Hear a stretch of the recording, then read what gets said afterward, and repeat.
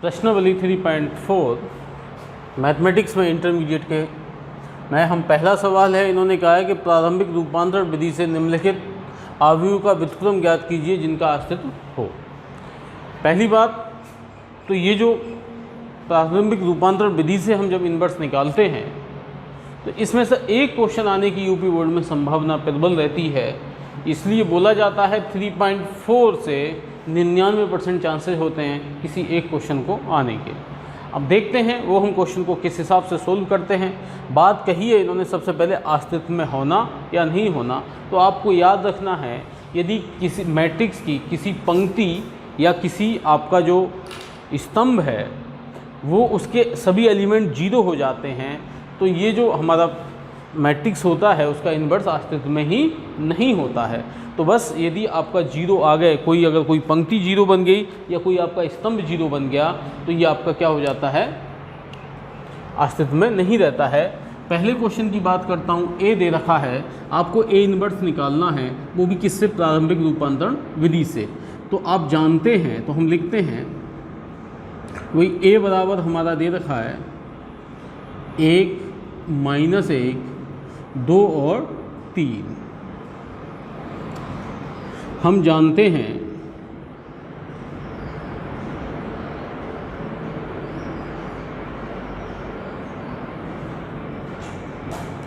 ए बराबर होता है IA।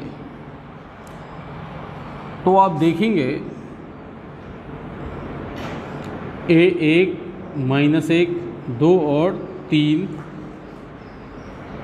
आइडेंटिटी मैट्रिक्स आपकी होती है 1 0 0 1 × A। और एक आप और जानते हैं I बराबर होता है A इन्वर्स × A। तो अब फ़िलहाल यहाँ A दे रखा है, हमें क्या लाना है, A हमारा है, हमें यहाँ पर क्या बनाना है, I बनाना है। यदि इधर I बन गया तो ये ऑलरेडी आपको क्या मिलेगा, A इन्वर्स मिलेगा। दूसरी बात, रूपांतरण विधि में जब हम सोल्व करते हैं तो एक चीज़ प्रत्येक विद्यार्थी को याद रखनी चाहिए, यदि आप पंक्ति का प्रयोग करेंगे तो आप फिर स्तंभ का प्रयोग नहीं करेंगे, यदि आप स्तंभ का प्रयोग करेंगे तो फिर आप पंक्ति का प्रयोग नहीं करेंगे। तो मैं फ़िलहाल पंक्ति के प्रयोग से इस क्वेश्चन को सोल्व कर रहा हूँ।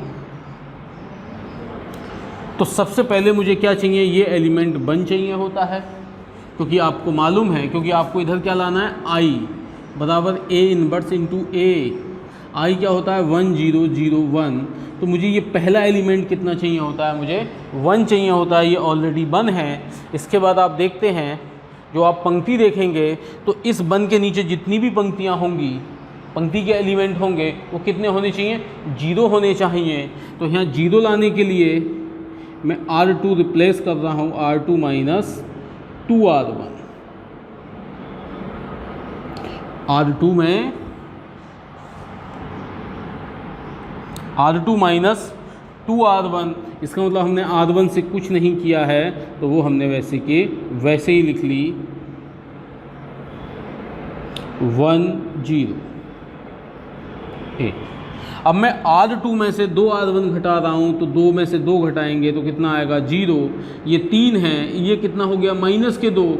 जब घटाऊंगा तो माइनस माइनस प्लस की ये कितना हो जाएगा आपका 5। यहाँ देखते हैं 0 में से आप 2 घटाएंगे तो -2 बचेगा और ये कितना रह गया आपका 1।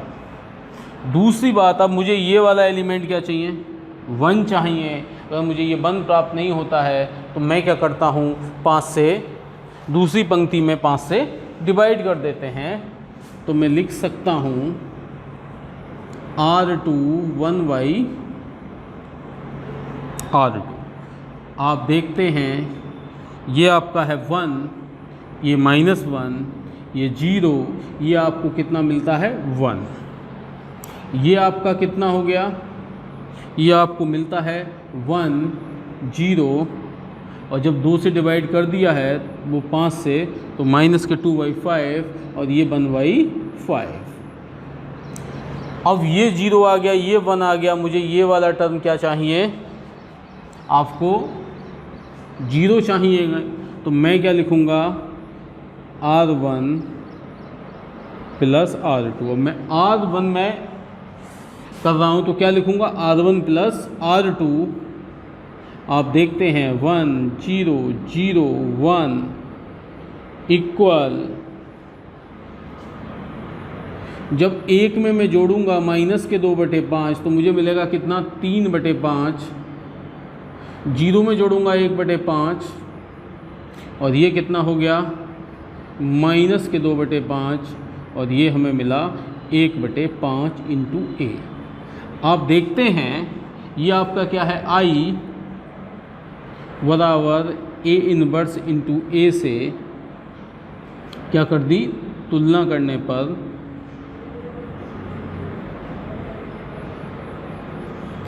तो आपको जो ए इनवर्स मिला वो कितना मिलता है आप देख सकते हैं, या इससे से तो आपको जो ए इनवर्स मिलता है, ये जो आपकी मैट्रिक्स है ये क्या है, आपकी ए इनवर्स है 3/5 1/5 माइनस 2/5 और 1/5। ये सवाल थोड़े से बच्चे के लिए डिफ़िकल्ट होते हैं, लेकिन ये काफ़ी आसानी से आप सवाल हल कर सकते हो यदि आपने इन्हें सही प्रकार से समझ लिया है तब। दूसरा सवाल है हमारा ए इनवर्स, इसका भी हमें प्रतिलोम व्युत्क्रम निकालना है। व्युत्क्रम का मतलब हमें इसका ए इनवर्स निकालना है। तो आपके पास ए कितना है, 2 1 1 1। तो हम जानते हैं कि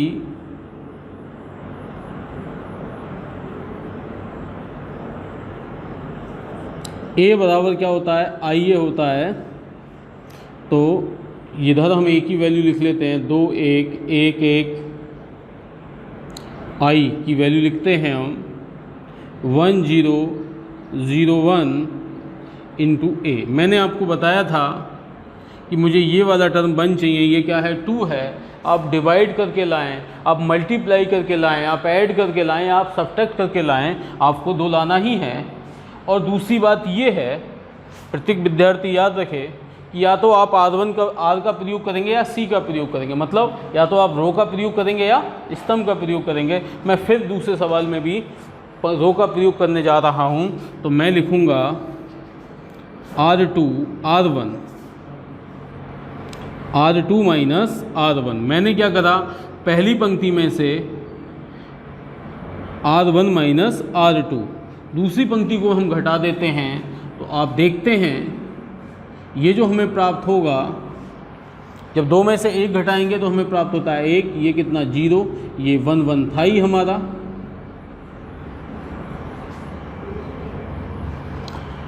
आप देखेंगे 1 में से 0 घटाते हैं वही, क्योंकि हमने R1 में से क्या घटाया, R2, तो 1 में से 0 घटाया और 0 में से 1 जब हम यहाँ से घटाएंगे तो कितना मिलेगा हमें, माइनस के 1।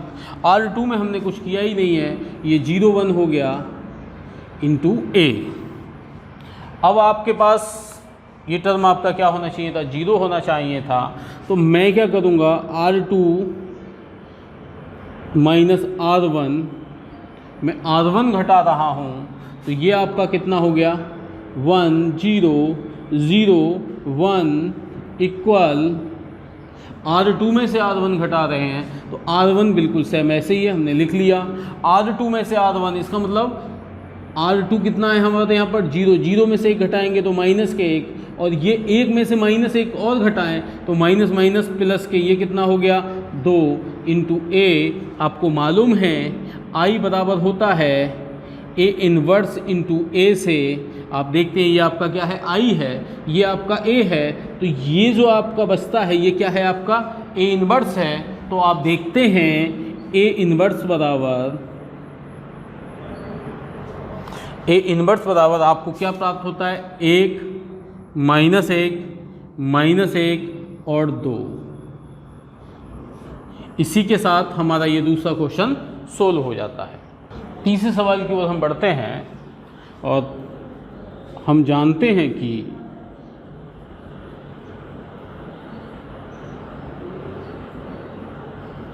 ए बराबर होता है कितना, आई ए।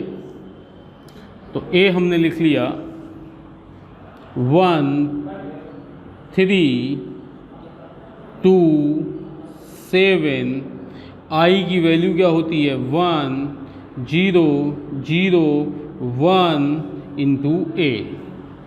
ये हमें प्राप्त हो जाता है। अब मुझे इधर आई बनानी है तो पहले मुझे टर्म A11 कितना चाहिए था 1, ऑलरेडी 1 दे रखा है। जब आपका ये 1 दे रखा है तो मैं फिर पंक्ति का प्रयोग कर रहा हूँ, तो अब मैं क्या लिखूँगा इसमें, मुझे चाहिए ये वाला टर्म 0, और मतलब ये वाला नहीं, ये टर्म 0 चाहिए। तो ये 0 कब आएगा, जब 1 का दुगना करके 2 में से घटा दूँ। तो मैं क्या करूँगा R2 मैं से 2R1 में घटा रहा हूँ। देखते हैं अब हमें क्या प्राप्त होगा। ये तो एक ही है, ये 3 ही है, क्योंकि पहली पंक्ति से हमने कुछ, तो इधर भी हम लिख लेते हैं 1 और 0 इंटू ए। अब दूसरी पंक्ति को हम अपना सोल्व करते हैं। जब इसका दुगना करके घटाएंगे तो हमें कितना मिलता है 0। 3 का दुगना कितना हो गया हमारा 6, और 6 में से जब 7 में से 6 घटाएंगे तो कितना बचता है 1। इसी प्रकार से इधर देखते हैं, इसका दुगना कितना मिलेगा हमें -2, और 0 का दुगना 0 ही रहता है, और 1 में से घटाएं तो कितना आता है 1 ही आता है। अब ये हमें 1 चाहिए था, ये हमारा ऑलरेडी 1 है। अब हमें क्या चाहिए, ये हमें 0 चाहिए। तो ये 0 कब आएगा, जब इसका 3 गुना घटाएंगे। तो अब हम लिखने जा रहे हैं R1 माइनस के 3R2। आप देखेंगे 1 ये 0 हो गया, ये 0 ये 1 हो चुका है। अब इधर हम सोल्व करते हैं, इसका 3 गुना, 3 दूनी 6, और 1 में से घटाएंगे तो माइनस के 6 1 में से घटाएंगे, 1 माइनस के 6 आपको मालूम है माइनस माइनस प्लस, 1 और 6 कितना हो गया आपका 7 हो गया। इसका 3 गुना घटाएंगे तो ये कितना आएगा अब आपका -3, ये 2 और ये 1 इंटू ए। ये आपका क्या हो जाता है, आप जानते हैं I बराबर होता है A इन्वर्स A। तो इसका मतलब ये हमारा क्या हो गया, A इन्वर्स हो गया। आप देखेंगे A इन्वर्स बराबर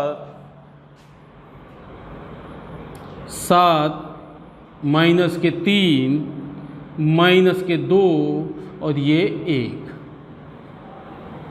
ये आपका क्या हो गया, ए इन्वर्स हो जाता है। और इसी के साथ हमने आसानी के साथ तीसरा क्वेश्चन सोल्व कर लिया।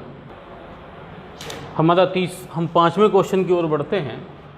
तो आप जानते हैं, हम जानते हैं कि ए बराबर होता है क्या, आइए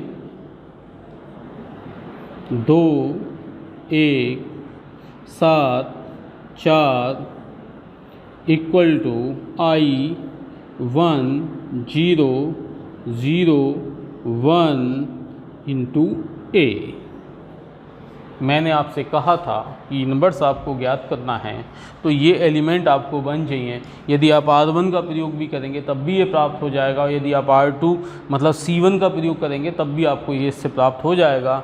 मैं इस सवाल को आपको मतलब स्तंभ से करा रहा हूँ। तो आप देखते हैं,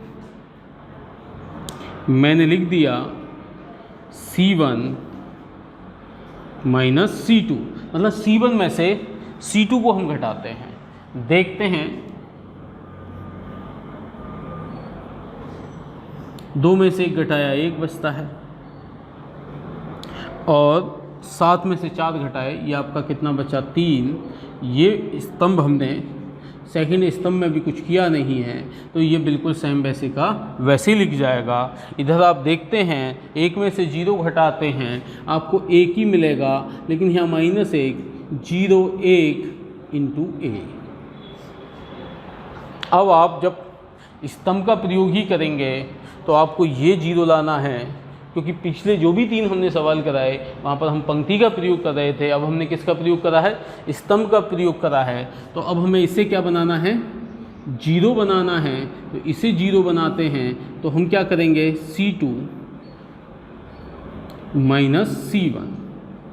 देखते हैं आप, ये तो 1 है, ये आपका 0 हो गया। आप C2 में से ही ये घटा रहे हैं, तो ये आपका कितना है 3, और यहाँ जब आप C2 में से घटाएंगे तो ये आपको कितना मिलेगा, 4 में से 3 घटाए आपको मिलता है कितना, 1। -1 वो +1 -1 ये ऐसे ही रहेगा। अब C2 में से C1 घटा रहे हैं तो ये -1 और ये माइनस माइनस प्लस का कितना हो गया, 2 × A। अब मुझे ये 1 बनाना था, ये ऑलरेडी बना चुका है। मुझे क्या करना है, मुझे इस 1 की सहायता से इसे 0 बनाना है, मतलब 3 को। तो मैं क्या लिख सकता हूँ, C1 - के 3 C2। आप देखते हैं ये तो 1 0 0 1 ये हमें यहाँ पर प्राप्त हो गया। अब C1 में ट्रांसलेट हुआ है तो 3, ये था के -3, और C1 में ये जुड़ेगा तो ये कितना हो जाएगा आपका 4 के 1, ये आपका कितना है 3 गुना, तो 3 दूनी 6 और के 6, तो ये कितना हो जाएगा आपका के 7 × 2 × A। तो ये आपको क्या प्राप्त होगा, I बराबर A इनवर्स × A से, तो ये आपको क्या प्राप्त हो जाता है, A इनवर्स। तो A इनवर्स आपका क्या आता है, 4 के 7 के 1 और के 2। इसी के साथ ये क्वेश्चन हमारा सोल्व हो गया। आप देखते हैं ये जो माइनस है ये माइनस नहीं आएगा, तो हमारा जो A इनवर्स आता है वो ये पॉजिटिव, यही हमारा क्या है, आंसर है। ये हमारा करेक्ट आंसर है। अब हम अपने 8वें सवाल की ओर बढ़ते हैं। ये हमारा 8वां सवाल है और हम जानते हैं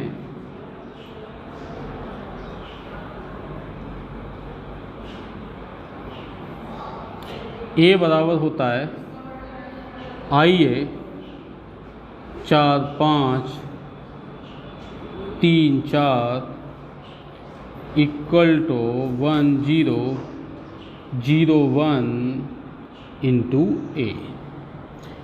अब यदि आप पंक्ति से करना चाहो आप पंक्ति से कर सकते हैं, यदि आप स्तंभ से करना चाहो तो आप स्तंभ से भी कर सकते हैं, लेकिन कंडीशन एक ही है।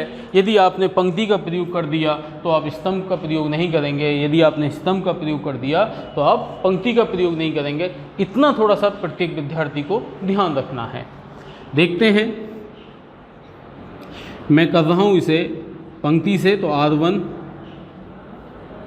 -R2 मतलब R1 में से R2 को मैं सब्ट्रैक्ट कर रहा हूँ। तो आप देखते हैं ये कितना हो गया आपका 1, और यहाँ भी आपका कितना आ गया 1, ये आपका है 3, ये आपका कितना है 4।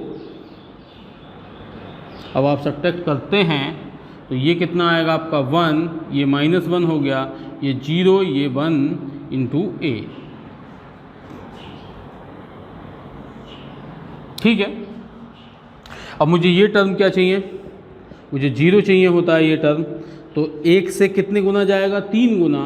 तो मैं R2 में क्या लिखूँगा, मैं R2 में लिखूँगा R2 - के 3 R1।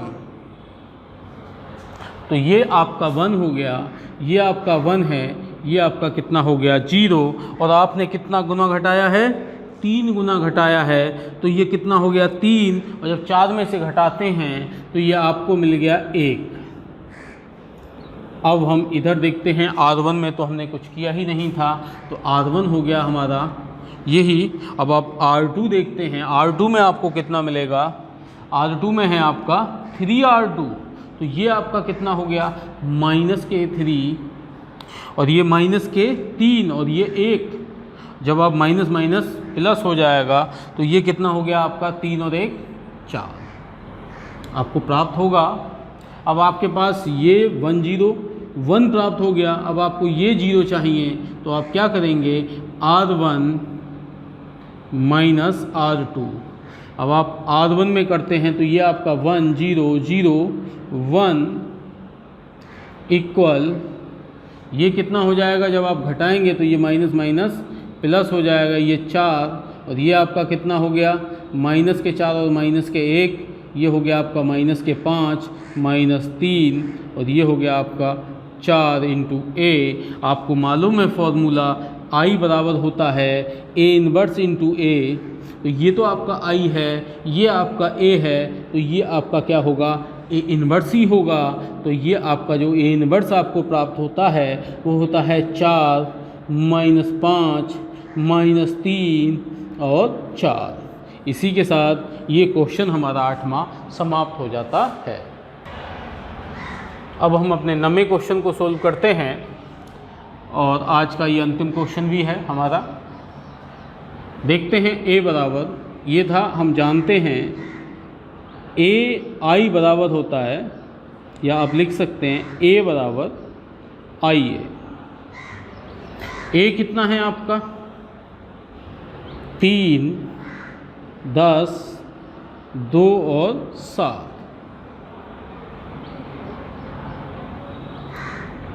1 0 0 1 इक्वल ए कितना है आपका, ए अभी यहाँ पर लगाना नहीं है, आपको इधर आई बनाना है।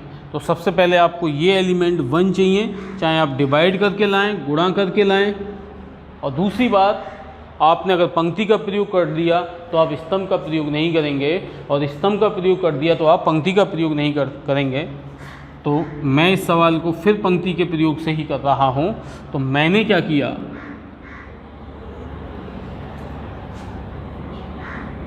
R1 में हम कर रहे हैं R2 माइनस वो R1 माइनस R2। तो 3 में से 2 घटाऊंगा तो मुझे 1 मिलता है, और 10 में से 7 घटाऊंगा तो मुझे कितना मिलता है 3। सेकंड पंक्ति मैंने ऐसे ही रहने दी 2 और 7। ये हमारा कितना हो जाएगा, जब हम 1 में से 0 घटाएंगे तो 1, और ये हमें कितना मिलेगा -1 0 इंटू 1 इंटू ए। अब मुझे ये टर्म क्या चाहिए, 0 चाहिए, और ये टर्म मुझे जब 0 चाहिए तो मुझे क्या करना पड़ेगा, मैं लिखूँगा R2 में 2R1 दोगुना घटाना पड़ेगा, क्योंकि 2 × 2 तभी ये 0 बनेगा। तो ये आपको प्राप्त होता है, R1 आपने बिल्कुल ऐसे ही छोड़ दी, तो इधर भी R1 आपने ऐसे ही लिख लिया 2a। अब आप दुगना करके जब घटाएंगे तो यहाँ कितना मिलेगा 0, और 7 3 का दुगना 6, जब 7 में से घटाएंगे तो आपको मिलता है कितना 1। इसी हिसाब से जब हम इसमें से दुगना करके घटाएंगे तो हमें मिलता है -2, और इसे जब दुगना करके घटाएंगे तो ये -2 और ये माइनस माइनस प्लस हो जाएगा कितना 3। अब हमें ये कितना है 1 है, और इसे 0 लाना है, तो हम क्या करेंगे, इसका 3 गुना घटाएंगे। तो अब R1 में हम देखते हैं R1 माइनस के 3R2, तो 1 0 0 1, इधर हमें I मिल चुका है। इसका मतलब इस लाइन में हमारा आंसर आ जाएगा। इसका 3 गुना तो कितना हो गया 6, घटाएंगे किस में से, 1 में से, तो 1 में से -6 घटाएंगे तो माइनस माइनस प्लस हो जाएगा। ये कितना हो गया हमारा 7, और ये हो गया 3 गुना 9, और माइनस में 1 में से घटाएंगे 9 को, तो ये कितना हो जाएगा -10। ये हमारा कितना रहेगा -2, और ये 3 इक्वल टू a। तो ये हमारा क्या हो गया है, a इन्वर्स है। तो हम लिख सकते हैं a इन्वर्स इक्वल टू 7 10 -2 और 3। यही हमारा क्या हो जाता है, ए इन्वर्स हो गया। इसी के साथ आज की वीडियो हमारी यहीं समाप्त होती है।